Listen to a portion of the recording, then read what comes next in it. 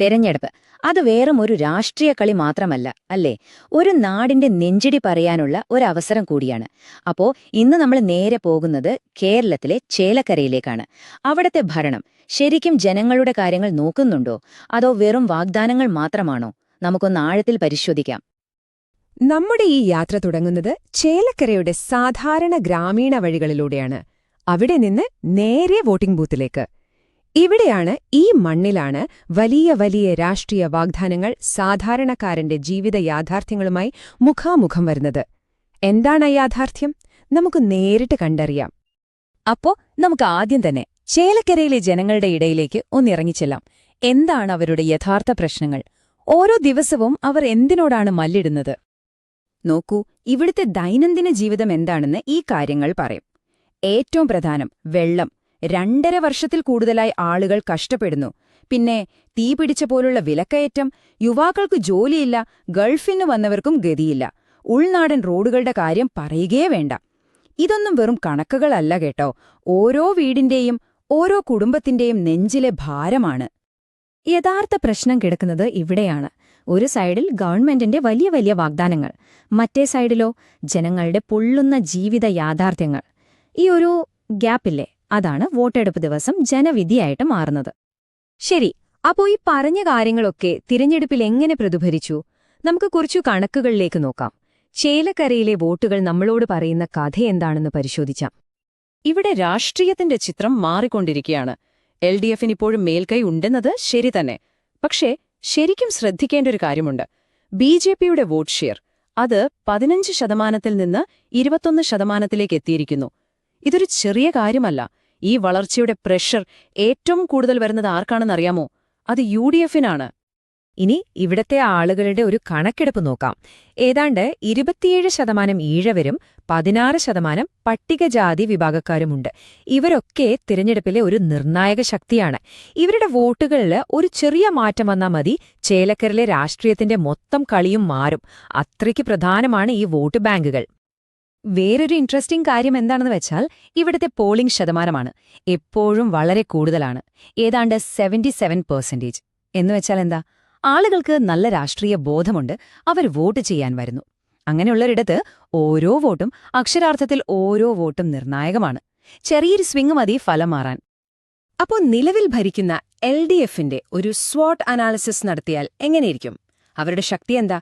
നല്ല strong party മെഷീനറിയുണ്ട്, പിന്നെ റോഡും കരണ്ടുമൊക്കെ പോലെ കണ്ണിൽ കാണുന്ന ചില വികസനങ്ങളും. പക്ഷെ വീക്ക്നെസ് എന്താ? ഭരണവിരുദ്ധ വികാരം. അത് സ്വാഭാവികമാണ്. പിന്നെ ക്ഷേമ പെൻഷൻ പോലുള്ള കാര്യങ്ങൾ വൈകുന്നത് ജനങ്ങൾക്ക് ഇഷ്ടപ്പെടുന്നില്ല. ഏറ്റവും വലിയ ഭീഷണി അത് നമ്മൾ നേരത്തെ പറഞ്ഞ BJPയുടെ വളർച്ചയും വിലക്കയറ്റം കാരണം ജനങ്ങൾക്കുണ്ടാകുന്ന ദേഷ്യവുമാണ്. അപ്പോൾ ഇതൊരു ബാലൻസിംഗ് ഗെയിമാണ്. ഇനി നമുക്ക് കുറച്ചുകൂടി ആഴത്തിലേക്ക് പോകാം. ഈ പരാതികളുടെയൊക്കെ ഉള്ളിൽ എന്താണ് വോട്ടർമാരെ ശരിക്കും ദേഷ്യം പിടിപ്പിക്കുന്നത്? ഈയൊരു കണക്ക് മനസ്സിൽ വെക്കണം. 2.5 വർഷം, അതിൽ കൂടുതലായി, അത്രയും കാലമായി ചേലക്കരയിലെ ഒരുപാട് വീടുകളിൽ ആവശ്യത്തിന് വെള്ളമില്ല.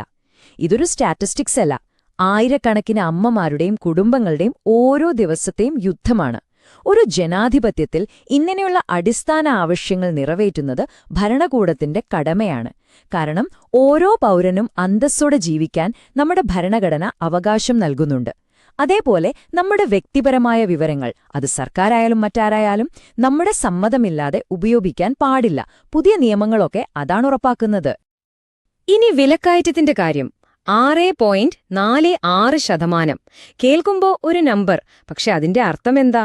കടയിൽ പോകുമ്പോ അരിക്ക്, പച്ചക്കറിക്ക്, ഗ്യാസിന് എല്ലാത്തിനും വില കൂടുന്നു.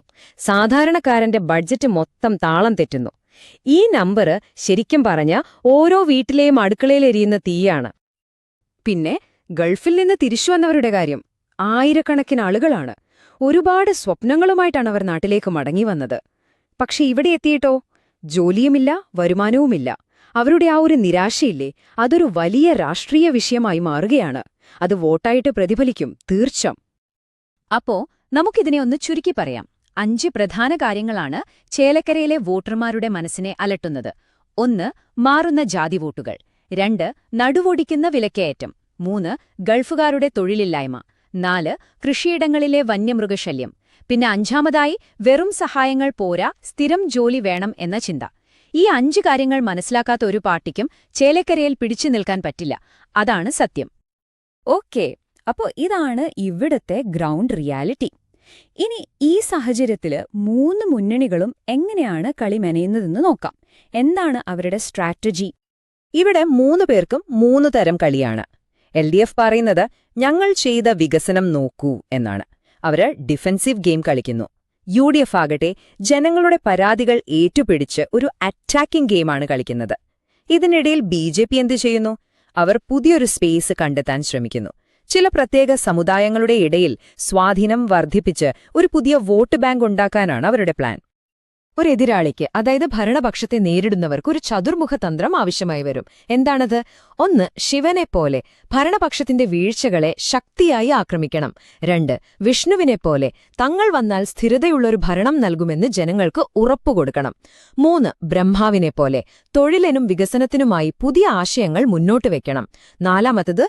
ദുർഗയെപ്പോലെ കർഷകരുടെയും സ്ത്രീകളുടെയും സാധാരണക്കാരുടെയും സംരക്ഷകരായി തങ്ങൾ ഉണ്ടാകുമെന്ന് ബോധ്യപ്പെടുത്തണം. ഈ 4 മുഖങ്ങളും ഒരുമിച്ച് വരുമ്പോഴാണ് ഒരു യഥാർത്ഥ ബദലായി മാറാൻ കഴിയുന്നത്. ഇതുവരെ നമ്മൾ പ്രശ്നങ്ങളെക്കുറിച്ചും രാഷ്ട്രീയത്തെക്കുറിച്ചും സംസാരിച്ചു. ഇനി നമുക്ക് പരിഹാരങ്ങളെക്കുറിച്ച് സംസാരിക്കാം. യഥാർത്ഥത്തിൽ ചേലക്കരയെ സേവിക്കണമെന്നാഗ്രഹിക്കുന്ന ഒരു നേതാവിന് എന്തൊക്കെ ചെയ്യാൻ കഴിയും? അതിന്റെ ഒരു ബ്ലൂ പ്രിന്റ് നോക്കാം. അപ്പോ ഈ വാഗ്ദാന പെരുമഴയൊക്കെ നിർത്തിയിട്ട് നമുക്ക് കാര്യത്തിലേക്ക് വരാം.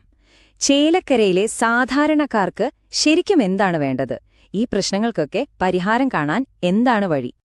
വലിയ പ്രോജക്റ്റുകളെക്കുറിച്ചല്ല പറയുന്നത്, ജനങ്ങളുടെ ജീവിതത്തെ നേരിട്ട് തൊടുന്ന ചില കാര്യങ്ങൾ. ഒന്നാമത്തത് ഒരു കുടിവെള്ള മിഷൻ. ഒരു ടൈം ലൈൻ വെച്ച് ഈ വെള്ളത്തിന്റെ പ്രശ്നം തീർക്കണം. 2. ആശുപത്രികളിൽ ആളും ഉപകരണങ്ങളും എത്തിക്കണം. 3. അടിയന്തര സഹായം മാത്രം പോരാ, കൂടെ തൊഴിലുറപ്പ് പോലുള്ള പദ്ധതികൾ വഴി ജോലിയും കൊടുക്കണം. 4. ജനങ്ങളുടെ പരാതി കേൾക്കാനും അത് വേഗത്തിൽ പരിഹരിക്കാനും ഒരു സിസ്റ്റം ഉണ്ടാക്കണം. ഇതൊക്കെ ചെയ്താൽ ജനങ്ങൾക്ക് വിശ്വാസം വരും. അതാണ് പ്രധാനം. അപ്പൊ നമ്മള് ചേലക്കരയുടെ ഒരു കേസ് സ്റ്റഡിയാണ് കണ്ടത്. പക്ഷെ ഇതിലെ പാഠങ്ങൾ ചേലക്കരയ്ക്ക് മാത്രമല്ല, നല്ല ഭരണം എന്തായിരിക്കണം എന്നതിനെക്കുറിച്ചുള്ള ഒരു വലിയ ചിത്രമാണിത്. ഇവിടെ നമ്മൾ മനസ്സിലാക്കേണ്ട ഏറ്റവും പ്രധാനപ്പെട്ട കാര്യം ഇതാണ്. യഥാർത്ഥ ജനവിധി എന്നു പറയുന്നത് ഇലക്ഷൻ ദിവസം ജയിക്കുന്നതല്ല. അത് ജയിച്ചതിനു ശേഷമുള്ള ഓരോ ദിവസവും ജനങ്ങൾക്ക് വേണ്ടി പ്രവർത്തിച്ച് നേടുന്നതാണ്. അതൊരു തുടർ പ്രക്രിയയാണ്. കാരണം ജനങ്ങൾക്ക് വേണ്ടി പ്രവർത്തിക്കുമ്പോൾ നമ്മൾ ഓർക്കേണ്ട ഒരു കാര്യമുണ്ട്. നമ്മുടെ അഭിപ്രായങ്ങൾ പറയാനുള്ള സ്വാതന്ത്ര്യം പോലെ തന്നെ പ്രധാനമാണ് അത് ഉത്തരവാദിത്തത്തോടെ ഉപയോഗിക്കുക എന്നതും. മറ്റൊരാളുടെ അന്തസ്സിനെ മുറിവേൽപ്പിക്കാതെ വസ്തുതകളുടെ അടിസ്ഥാനത്തിൽ സംസാരിക്കുന്ന ഒരു പൊതുസംവാദമാണ് ആരോഗ്യമുള്ള ജനാധിപത്യത്തിന് ആവശ്യം. അപ്പോ ചേലക്കരയിൽ നിന്ന് നമ്മൾ പഠിച്ച ഈ കാര്യങ്ങൾ, അതായത് ജനങ്ങളുടെ യഥാർത്ഥ പ്രശ്നങ്ങൾ ഡേറ്റയുടെ അടിസ്ഥാനത്തിൽ മനസ്സിലാക്കി ഭരണം നടത്തിയാൽ അത് ചേലക്കരയെ മാത്രമല്ല നമ്മുടെ രാജ്യത്തെ മുഴുവൻ എങ്ങനെ മാറ്റിമറിക്കും? ഇതൊരു വലിയ ചോദ്യമാണല്ലേ? കാരണം അവസാനം ജനാധിപത്യമെന്നു പറഞ്ഞാൽ ജനങ്ങളെ കേൾക്കലാണ്, അവരുടെ ശബ്ദമാണ് ഭരണം.